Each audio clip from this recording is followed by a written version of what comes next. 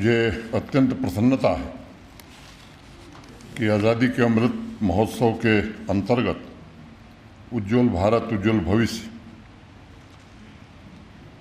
का आयोजन नॉलेज के power house Shri Pratap Singh college में हो रहा है।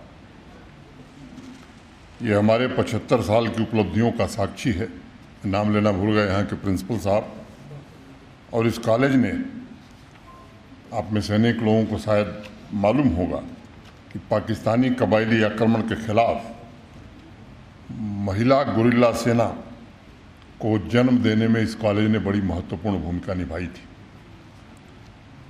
आज जब हम आज़ादी के अमृत काल में हैं, इस पवित्र कॉलेज में के प्रांगण में one nation one emotion one identity की भावना का आह्वान करते हुए 1947 में इस कॉलेज के प्रिंसिपल रह चुके डॉक्टर R.K. भान, कांता वजीर, महमूदा शाह, गुलाम मोहम्मद सादिक जैसी हस्तियों को नमन करना मैं अपना नैतिक दायित्व तो समझता हूँ।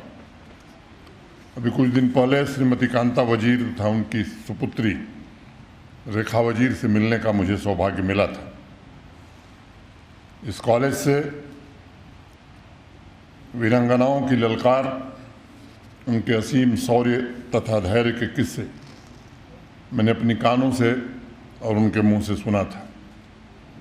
उज्ज्वल भारत के उज्ज्वल भविष्य के कार्यक्रम के लिए मुझे लगता है इससे उपयुक्त स्थान कोई श्रीनगर में हो नहीं सकता था, जहां से हम 75 साल की उपलब्धियों और अपनी खामियों पर हम नज़र डाल सकते थे या चिंतन कर सकते थे और आगे के 25 साल के भारत और जम्मू कश्मीर के लक्ष्यों के संकल्पों को दोहरा सकते थे।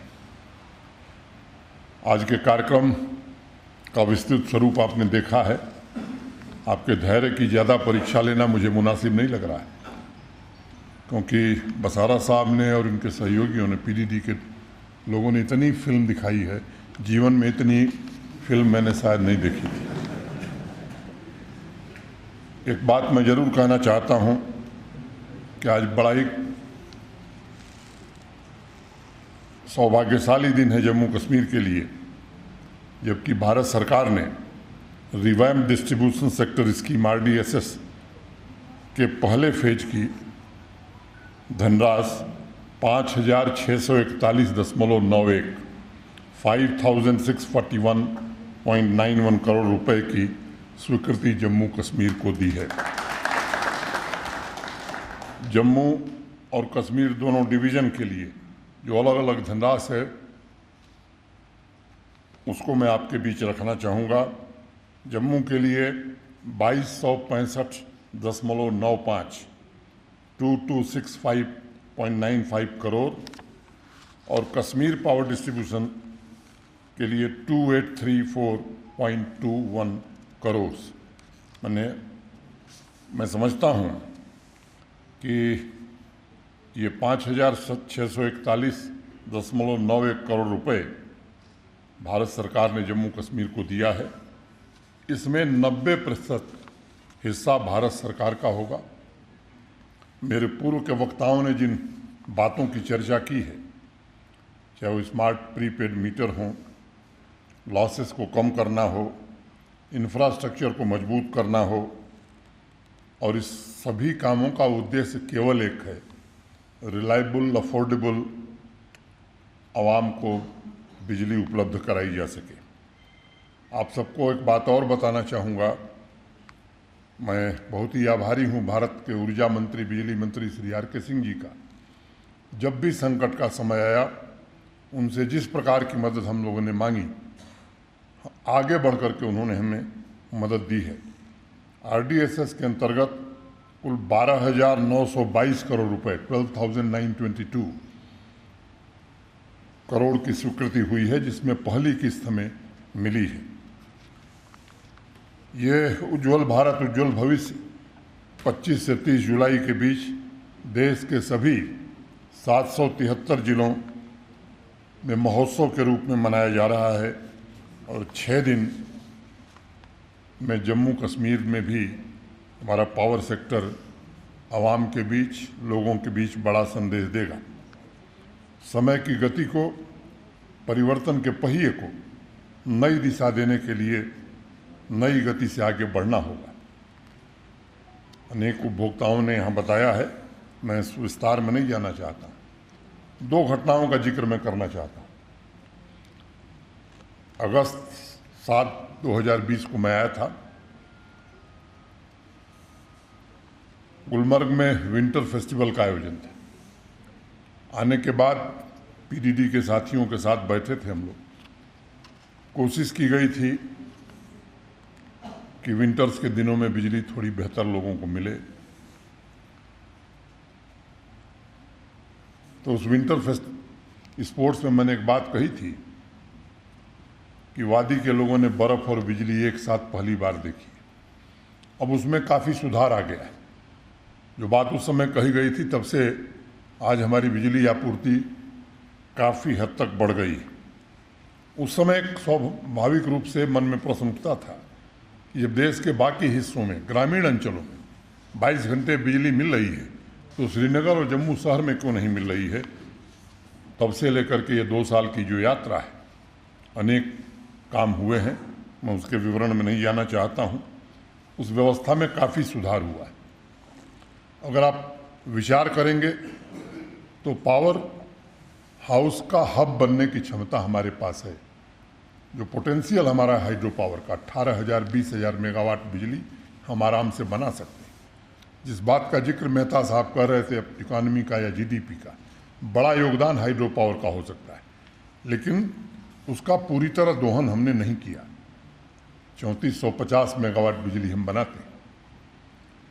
पिछले 2 वर्षों में नेशनल हाइड्रो पावर कॉरपोरेशन के साथ संयुक्त रूप से कोशिश करके कुछ विद्युत परियोजनाएं हम लोगों ने स्वीकृत की हैं, और मैं उम्मीद करता हूं कई पर काम प्रारंभ हो गया है। आने वाले 3 साढ़े 3 वर्षों में लगभग 3400 मेगावाट बिजली जम्मू कश्मीर में और बनने लगेगी।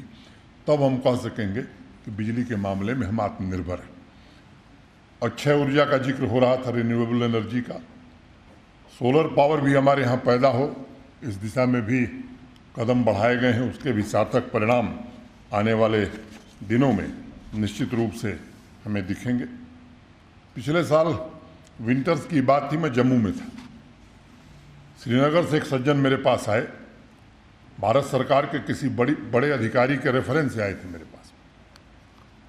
शाम को मिले और उनने, अभी एक उपभोक्ता इसमें दिख रहे थे, वो कहे कि पहले मैं लाल चौक में रहता था, अब राजबाग में रहता हूँ। मैंने उन्हें चाय मंगाया, उनसे पूछा हमने बिजली की क्या हालत है। उन्होंने कहा बिजली तो रहती ही नहीं। हमने कहा कितनी कटौती होती है। कटौती 3-4 घंटे ही रहती है। मुझे बड़ा आश्चर्य हुआ, क्योंकि किस फीडर से कितनी बिजली सप्लाई हो रही है सामान्यतया रोज देखने की आदत हो गई थी। मैंने बसारा साहब को फ़ोन लगाया। मैंने बसारा साहब से कहा कि एक सज्जन मेरे पास आए हैं, इस मोहल्ले में रहते हैं, ऐसी ऐसी शिकायत कर रहे हैं, क्या सच्चाई है। तो इन्होंने कहा कि साहब मुझे थोड़ा वक्त दीजिए, मैं अभी चेक करके बताता हूँ पिछले 10-15 दिनों में उस फीडर से पर कितनी बिजली सप्लाई की गई है। अब चाय अभी शुरू हुई थी, वो सज्जन हमसे कहा मैं चलता हूँ, आपका समय बड़ा कीमती है। हमने कहा नहीं चाय पीजिए, मेरे पास पर्याप्त समय है। मैं इंतज़ार कर रहा था कि बसारा साहब का फ़ोन आ जाए तब मैं इनसे बात करूं। लाख कोशिश के बावजूद बेचारे रुके नहीं, चाय छोड़ के भाग गए। जब चले गए तो बसारा साहब का फ़ोन आया, कहा साहब पिछले 10-15 दिनों में एक दिन टेक्निकल स्लैग आया था और 1 घंटे की कटौती हुई थी, नहीं तो जो घोषित 4 घंटे की कटौती है उसके अलावा बिजली 1 मिनट नहीं गई है।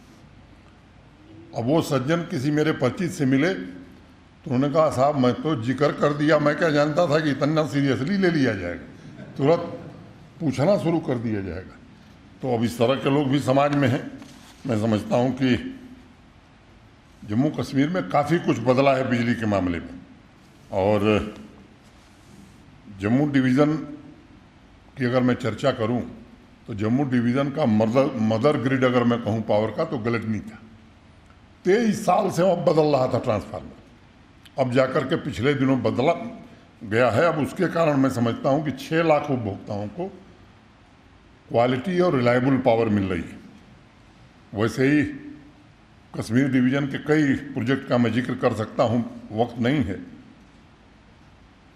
मैं मार्च में ही अनंतनाग गया था और 177 करोड़ की लागत से जिन 6 ट्रांसमिशन प्रोजेक्ट्स का वहाँ उद्घाटन हुआ था, वो भी दरअसल लंबे समय से वहाँ के लोग प्रतीक्षा कर रहे थे।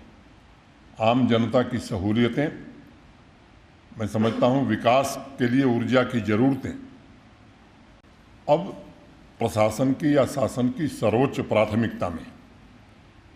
मीर बाजार हमारे सभी पीडीडी के साथी जानते हैं, उसकी कैपेसिटी के एगमेंटेशन के कारण अनंतनाग, कुलगाम और पुलवामा, पिछले दिनों में गया था इन तीनों जिलों में, वहाँ के लोग बहुत प्रसन्न हैं। कह रहे हैं साहब अब तो व्यापक सुधार हो गया, बड़ा सुधार हो गया।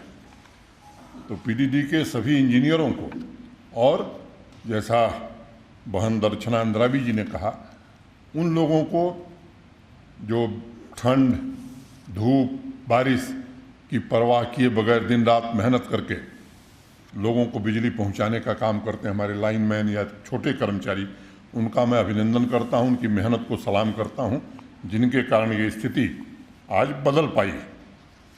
हम कोशिश पूरी तरह से हम कर रहे हैं कि चाहे वो पावर का जनरेशन हो, ट्रांसमिशन का सेक्टर हो या डिस्ट्रीब्यूशन का, समानांतर ढंग से तीनों पर काम किया जा रहा है। और क्षमता वृद्धि हमारी 12,745 MVA से बढ़कर ट्रांसमिशन में लगभग 16,574 MVA पिछले 2 सालों में हमने कर लिया है। 6500 से ज़्यादा नए डिस्ट्रीब्यूशन ट्रांसफार्मर्स लगाए गए। मुझे याद है मैं आया था उसी साल माछिल गया था, वहाँ अब ग्रिड पावर पहुँच गई, आज़ादी अब जाकर के उनको मिली। और अनेक ऐसे स्थान हैं, उन स्थानों की दिक्कत भी हम जानते हैं, जहाँ बर्फ़ के कारण बिजली के खंभे लगाने के बाद भी हम बिजली नहीं दे पाते। तो इस योजना में वो भी व्यवस्था रखी है कि अंडरग्राउंड केबलिंग, जिस तरह से अब श्राइन्स वाली पिक्चर आपको दिखाई गई है, कई जगह इस बार बाबा अमरनाथ के दर्शन करने जो लोग गए हैं वहाँ भी अंडरग्राउंड केबलिंग की गई। तो जहाँ बर्फ़बारी ज़्यादा होती है, हमारे दूर दराज के वो इलाके, इस योजना में उसका भी विचार किया गया है। और 220 एवं 132 KVA के 6 नए ग्रिड सब स्टेशन पिछले 1.5 सालों में बनाए गए हैं। 54 नए रिसीविंग स्टेशन हमने इस्टेब्लिश किए हैं, 48 रिसीविंग स्टेशंस को अपग्रेड किया है। तो ढेर सारे काम हुए हैं। और जो सबसे बड़ा काम मैं मानता हूँ कि पब्लिक सर्विस डिलीवरी में गुणवत्तापूर्ण सुधार पीडीडी ने लाया है। और उनका जो कॉल सेंटर है 24/7 काम कर रहा है। मैं स्वयं भी कई बार उसको चेक किया हूँ। और सोशल मीडिया का जो इनका प्लेटफॉर्म है, मैं कह सकता हूँ कि बहुत ही बेहतरीन ढंग से काम कर रहा है।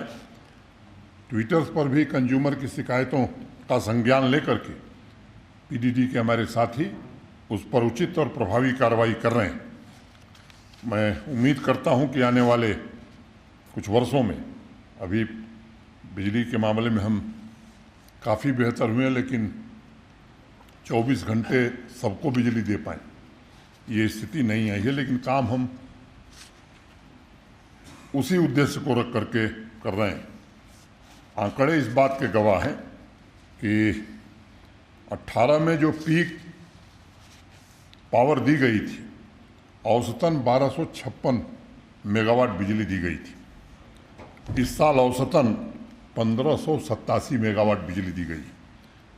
और पीक डेज में मैं 18 में विंटर्स में कश्मीर घाटी में 1335 मेगावाट बिजली दी गई थी। और इस बार 1696, लगभग 1700 मेगावाट बिजली कश्मीर डिवीज़न में दी गई।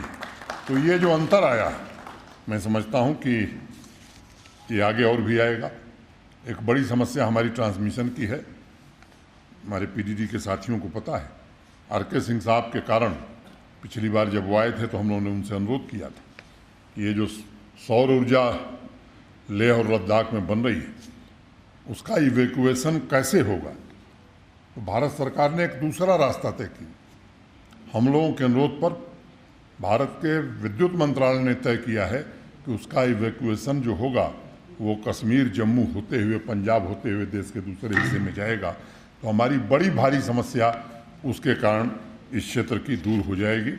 मैं अंतिम बात, अखबारों में पढ़ता हूं कि ये मीटर लगाने का विरोध किया जा रहा है। मैं विनम्रता से निवेदन करना चाहता हूं, भाई अब सर्विसेज की कीमत तो देनी पड़ेगी। अगर अच्छी सेवा चाहिए तो उसका भुगतान करना चाहिए।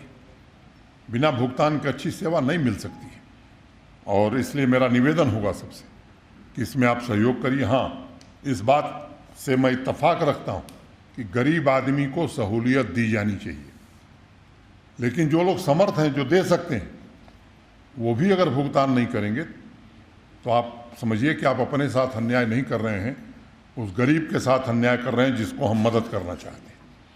और इसलिए मेरा अनुरोध होगा कि जो समर्थवान लोग हैं वो बिजली का भुगतान करें। ये हमारी जिम्मेदारी है प्रशासन की, पीडीडी के साथियों की, कि हम आपको बेहतर बिजली 24/7 क्वालिटी पावर दें।